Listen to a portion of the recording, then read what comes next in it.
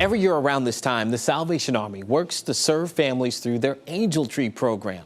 Okay, to talk with us about this and more is Major Chris Flanagan with Salvation Army. Thank you so much for being here, Major. Thanks for having me. I appreciate it. All right, let's talk about Angel Tree. I mean, this is really an important resource for families within the community. For those who aren't familiar, what's it all about? Well, the Angel Tree represents children of families who have registered with the Salvation Army and said, we're going to need help this year providing Christmas for our families. And this year we're at 7,800 children who, and that's around 1,200 more than we assisted last year. It's an alarming number. We actually had to cut it off at first. We still take referrals and things of that nature, but because we don't want to turn anybody away.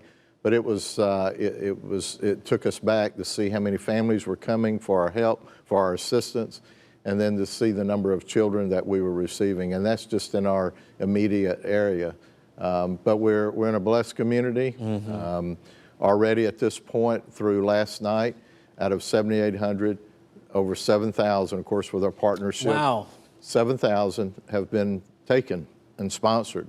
So we hope that those 7,000 come back filled. That's the important thing, is that not only are they taken, but they return filled. Which also still means we have 800 more, correct? That's correct. That have not been adopted at this point. That's correct. So we still want to get people involved in that. So Absolutely. If someone's watching this right now and they're hearing about it for the first time, or maybe they're feeling a nudge in their spirit to be able to be a part of this, what can they do to adopt an angel? They can go to our website, salvationarmyhrva.org. You'll find all the information, all the contact information, how to pick up an angel, the return dates, and the whole process. And when we talk about, gift giving, explain the process for people, right? Because they're going to get, a gift or for someone. Correct. But what are we talking about? Is there a specific gifts? Is it written out for them? Does it make it easy for people who want to participate? Yeah, it does, because on the angel, and we can only put on what the families put on. They have the opportunity to go in and say, this is what we'd like for our child to have. This is the size. So, we stress toys, but there's also opportunities to purchase clothing and different items, and there may be certain requests. We don't put an amount limit on there, but of course, when you're putting somebody's wish list, we all want a spaceship or something like that.